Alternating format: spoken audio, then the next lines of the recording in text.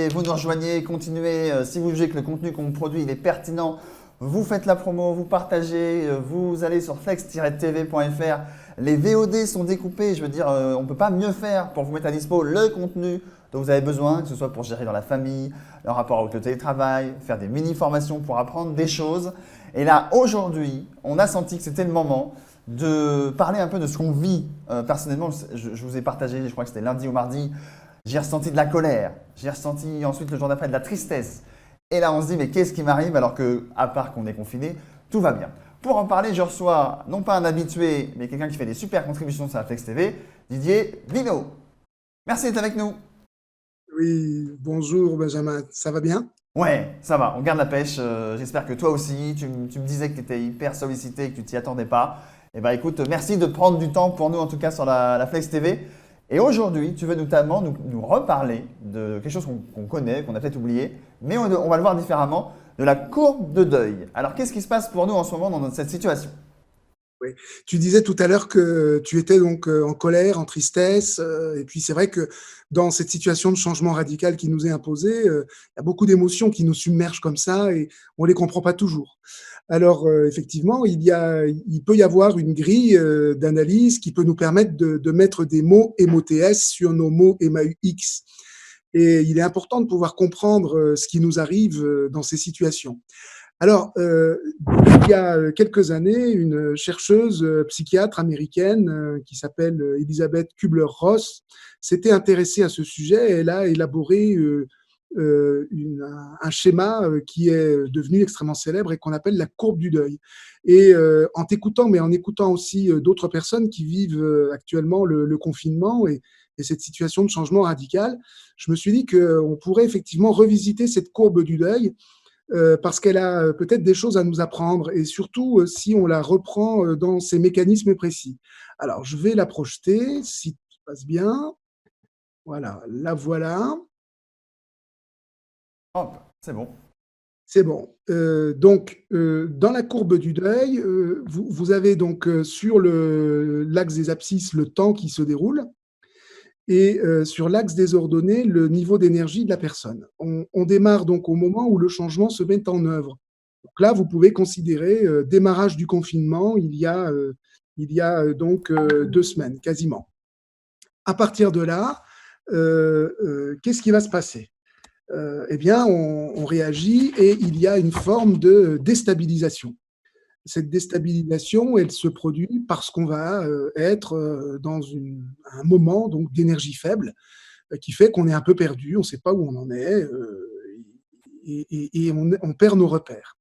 Et ce qui est intéressant, c'est que très vite après cette phase de déstabilisation, qu'on peut constater aussi parfois dans d'autres phénomènes qu'on appelle l'effet de sidération, hein, où j'allais dire par protection, on dit plus rien, on se protège, eh bien, on arrive dans une deuxième phase où on remonte en énergie, qui est la phase donc de colère puis de refus.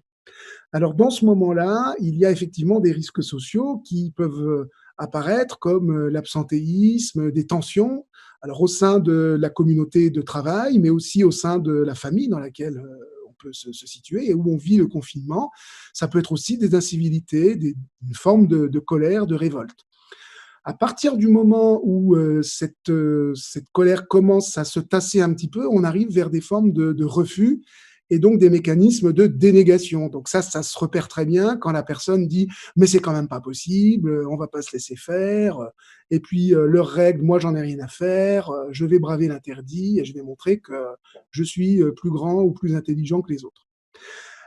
À partir de ce moment-là, on rebaisse progressivement en énergie dans ce qu'on met autour de la situation de changement et on débarque dans une deuxième phase qui est une phase que Elisabeth Kubler-Ross parle de nostalgie et de désorganisation personnelle. Donc cette phase, elle se manifeste par des risques performantiels et personnels, notamment des besoins de sécurité, une baisse de la qualité de ce qu'on peut produire, et puis quand on est dans le monde de l'entreprise, donc des RPS, des risques psychosociaux. Euh, Puis l'étape suivante consiste à finalement accepter progressivement cette situation qui passe par une phase de résignation. Bon, bah, puisque c'est comme ça, je vais effectivement accepter de ne pas sortir de chez moi ou de travailler en télétravail ou de réviser fortement mon agenda ou j'accepte qu'effectivement mes gosses viennent sur mes genoux quand je suis dans une conférence professionnelle. Et c'est à partir de ce moment-là où on remonte en énergie forte que l'on peut seulement envisager une démarche de réorganisation personnelle avec l'introduction de nouvelles habitudes et une forme d'engagement pour soi, mais aussi d'engagement pour la société. Alors, ce qui est extrêmement intéressant dans cette courbe d'Elisabeth Kubler-Ross, c'est qu'en fait, il y a certains petits malins qui se disent, mais moi, je vais aller plus vite que les autres, et finalement, passer la colère, je peux tout de suite me mettre en mode de réorganisation et d'engagement. Eh bien, ça ne marche pas. Ce qu'Elisabeth Kubler-Ross a montré, c'est que nous sommes tous obligés de passer par ces différentes phases de déstabilisation, colère, refus, nostalgie, désorganisation personnelle, pour réenvisager ensuite une réorganisation personnelle. Sinon, ce qu'on va mettre en œuvre en termes de changement ne sera pas pérenne et il risque d'y avoir un mécanisme de régression. Donc le fait de pouvoir intégrer cette courbe, c'est aussi d'abord être un peu tolérant vis-à-vis de soi-même et puis surtout d'apprendre à être patient. Parce qu'il y a donc ces étapes qu'on ne peut pas rater en tant que telles. Alors, une fois passé cette courbe, j'ai trouvé sur le net Et d'ailleurs, si je peux t'interrompre, certains passent, moi ça a été un jour la colère, un jour la tristesse, bon d'accord. Certains c'est plus long, il n'y a pas de jugement. Et j'avais juste une question avant qu'on passe à autre chose, c'est que là, ce que tu viens de dire, ça a pris quoi? Ça a pris 5 minutes. Pour moi, c'est de l'intérêt général que la population puisse entendre ça. Pourquoi on ne nous le dit pas en fait? La plupart des gens ne sont pas capables d'entendre ça, alors qu'en fait c'est hyper clair, il y a pas de jugement, tu vois. parce qu'ils sont peut-être eux-mêmes en phase de déstabilisation, que pour pouvoir présenter ça, il faut aussi avoir un peu de recul. Et puis cette courbe-là, elle a été inventée pour expliquer les phénomènes de deuil qu'on peut vivre dans une famille. Elle n'est pas forcément traduite pour du management. Sa traduction, son transfert dans le monde des organisations ou dans le monde de la communauté est arrivé quand même un petit peu plus tard. Oui, c'est vrai qu'en termes de communication, on le voit bien en ce moment, le gouvernement marche sur des œufs, il y a ce qu'on peut dire, ce qu'on ne peut pas dire, on fait attention à ce qu'on dit, et aux effets de bord, etc. Et donc bon, bah, l'Inflex TV remplit ça. Si vous jugez ce contenu pertinent, partagez-le, parce que du coup, ça peut au moins nous libérer de cette petite culpabilité de se dire, quand même, on est dans un pays où ça se passe plutôt bien par le confinement, et je trouve le moyen d'être triste. Bon. Et puis surtout, tu as dans ton réseau des gens qui sont déjà passés ce que nous, on est en train de vivre, et largement après, et qui te font des retours de comment on se sent au fur et à mesure des étapes du confinement. Est-ce que tu peux nous en parler? Oui, je discutais hier avec un des chercheurs avec qui je travaille, qui est à Shanghai et qui, lui, nous parlait de la sortie du confinement. Et il nous en parlait avec une forme d'apaisement et de soulagement. Bien sûr, parce que c'était fini et qu'ils pouvaient progressivement reprendre leurs activités, mais parce qu'ils avaient collectivement expérimenté de nouvelles manières de s'organiser et de hiérarchiser leurs priorités. Alors du coup, ça m'a donné l'envie de creuser un petit peu et je suis tombé sur un papier là, qui circule actuellement sur le net, qui a été écrit par Sina Farzaneh et qui a écrit un document sur les leçons d'une réfugiée du coronavirus. Alors, elle nous le montre par cette courbe. Si vous associez les 5 phases du coronavirus entre le moment donc où il s'implante, le moment où il va se développer, et puis où après il y a une phase de retrait, eh bien, on peut caler cette courbe-là avec l'interprétation de la courbe du deuil que je viens de présenter. Et donc, ce que cette personne, Sina Farzaneh, a constaté, c'est que dans la phase 1, c'est la phase dite de survie, eh bien, c'est la phase la plus compliquée. C'est le moment où on doit s'adapter à un nouveau mode de vie, où il peut y avoir des moments de panique, du mauvais sommeil. C'est la phase 1 de survie où on est en mode réactif, où on va regarder de manière compulsive les news sur l'évolution du virus et on a besoin de s'hyper-alimenter en informations. Parce que c'est une manière de réagir et de se dire que finalement, c'est le seul moyen qu'on a à notre disposition pour pouvoir faire quelque chose. Donc, capter de l'information, quitte à en être complètement submergé. Alors, dans cette phase-là, les conseils que l'on peut donner, c'est justement de ne pas passer ses journées à regarder les informations et au contraire plutôt se concentrer sur le plan de préparation de la quarantaine. Qu'est-ce qu'on veut en faire? Comment transformer ce temps lent en temps qualitatif? Et puis, comment est-ce qu'on va occuper ces journées? Pour la France, on peut considérer que cette phase-là est déjà derrière nous. Ensuite, on arrive à la phase 2, qui est la phase dite de sécurité, où on s'habitue progressivement à ce mode de vie, on va baisser un peu nos défenses. C'est le moment où on en profite pour ranger. Donc, on range les placards, on range l'établi avec les vis, les tours de vis, et on classe les clous en fonction de leur taille.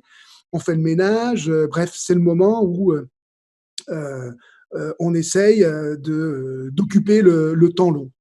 Alors Alors, moi, je dans regarde cette un peu autour de moi, j'en suis pas encore là, hein. C'est pas du tout rangé on autour de moi. n'est pas encore là. Donc, tu dois être encore entre le 1 et le 2. Voilà. Euh, Là, dans cette phase-là, dite de mise en sécurité, il faut être prudent par rapport aux boucles WhatsApp qui peuvent sembler trop intempestives. Il peut y avoir au bout d'un moment un mécanisme de rejet en se disant, mais j'avais besoin de plein d'informations, j'avais besoin d'échanger de tous les côtés, et là, c'est bon, basta.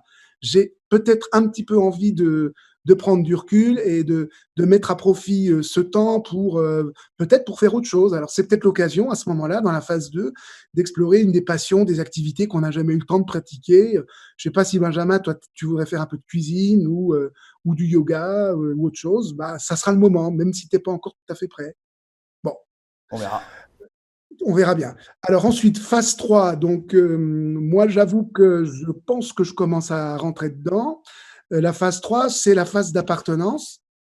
Et c'est là que les choses deviennent vraiment intéressantes. Elle dure assez longtemps, hein, quand même, parce que la nouvelle normalité s'installe. On apprend enfin à gérer son temps, à jongler entre travail et famille à la maison, à s'installer dans son rythme. Alors, c'est pas forcément la phase la plus facile, la plus confortable, parce que c'est encore une phase de tâtonnement, une phase d'expérimentation, mais on voit apparaître de nouvelles normes de vie et un équilibre de vie inédit qui s'installe et qui s'installe curieusement plutôt bien, quoi. Donc, dans cette phase-là, dans cette phase 3 donc de l'appartenance, bah, la quarantaine n'est plus forcément perçue comme une prison, mais plutôt comme du me-time, hein, un moment où on peut rééquilibrer le calendrier familial pour bien séparer les temps de famille et les temps de travail, et ne plus forcément être dans l'entre-deux, hein. Ensuite, on arrive à la phase 4, qui est la phase qui, normalement, accompagne, à partir de l'expérience de ce qu'on a pu avoir en Asie, hein, bien entendu, donc la phase où l'épidémie commence à décliner, donc la phase d'importance. Donc après avoir traversé toutes les phases précédentes, changement en très peu de temps, et donc c'est le moment où on peut les mettre à profit pour une transformation potentielle. Donc c'est la phase 4, c'est le moment où il faut vraiment être attentif à toutes les nouvelles idées qui pourraient naître, sur la façon de travailler, de vivre, sur ce qu'on a vraiment envie de faire. C'est le moment en gros où il ne faudra pas lâcher et où il ne faudra pas être tenté de revenir aux vieilles habitudes antérieures. L'enjeu pour cette phase 4, c'est de maintenir le plus possible l'équilibre qu'on a pu trouver dans la phase précédente. C'est le moment où on a développé des relations différentes avec sa famille, avec les collègues, où il y a une prise de conscience qu'on a tous traversé ensemble cette crise. Bon, bah, qu'est-ce qu'on veut en faire en gros? Donc, la phase d'auto-actualisation, qui est la phase donc de diminution de l'épidémie. C'est le moment où, en gros, dans la société, la panique ambiante et le nombre de nouveaux cas commencent à baisser. La vie s'ajuste lentement à la nouvelle norme. On a l'impression que ça va repartir. Et donc, tout l'enjeu, c'est de se dire, est-ce que ça repart comme avant ou est-ce que ça peut repartir différemment? Et c'est là où il faut être vigilant et reconnaissant pour avoir pu émerger, avoir passé ce cap, même si on est fatigué par une pandémie qui fait objectivement des dégâts sur nos états de santé, mais aussi sur notre économie. Donc la phase 5, plutôt que de l'apprendre comme un moment de retour à l'action immédiate, c'est, d'après les témoignages donc des gens qui l'ont vécu, c'est le moment opportun pour prendre du recul par rapport à sa transformation. Donc, c'est le moment où on peut tirer parti des changements rapides pour accélérer des décisions qu'on avait pu prendre, son travail. Donc, j'ai tiré ce schéma-là, donc des leçons d'une réfugiée du coronavirus, Sina Farzaneh, qui avait publié ça sur le site Medium, que certains connaissent peut-être. D'accord, très intéressant, Didier, effectivement. Alors, on n'est pas en train de dire des vérités, on est en train juste de projeter des états qui ont été constatés, auto-constatés ailleurs dans le monde et de se dire, bah, en tant qu'être humain, pourquoi on réagirait nous différemment? Et donc, autant savoir qu'on va passer par ces états-là. Tu veux me contredire? Non, pas du tout. Non, ce que je voudrais dire simplement, c'est que quand la pandémie de coronavirus est arrivée en Asie, nous, on a regardé les Asiatiques, les Chinois, en se disant, bah, ça, c'est bien eux, nous, ça nous arrivera pas. Puis après, quand c'est arrivé en Italie, on s'est dit, oh, bah, on s'est dit il y a 3 semaines, un mois, oui, mais ça, c'est les Italiens. Donc moi, je vous dis que ce que les autres êtres humains qui sont d'Asie et qui nous racontent là, ils nous parlent de notre futur pour dans un mois et demi. Alors on a une chance incroyable, c'est que là, on ne fait pas de la divination, mais on a quand même de très fortes chances de savoir ce qui va nous arriver. Alors on peut se saisir de cette chance-là, essayer de prendre notre destin en main et puis y aller, ou au contraire se dire ouais non mais ça c'est encore une histoire d'asiatique, c'est pas pour nous. Ben, moi j'ai choisi. Voilà. Et donc, merci de nous partager ici sur Flex TV parce que du coup, vous qui nous regardez, vous profitez de ce discours qui n'est pas si général que ça actuellement dans les médias, etc. Parce qu'on est plus sur l'actualité, les solutions, etc. Mais personne ne pense à nous dire ce que ça va nous faire de manière durablement. Parce que, évidemment, c'est ce qu'on appelle, il me semble, une science molle. C'est l'humain, donc c'est vaste. Donc, on n'est peut-être pas tous prêts à entendre des messages comme ça. Mais bon, nous ici sur Flex TV avec Didier, on a la chance d'avoir peut-être en avant-première des discours qui seront peut-être plus prégnants dans les médias, voire jamais. Donc merci Didier de partager ça avec nous. Tu reviens quand tu veux sur l'antenne pour nous parler d'autres sujets, notamment avec ta hauteur de vue.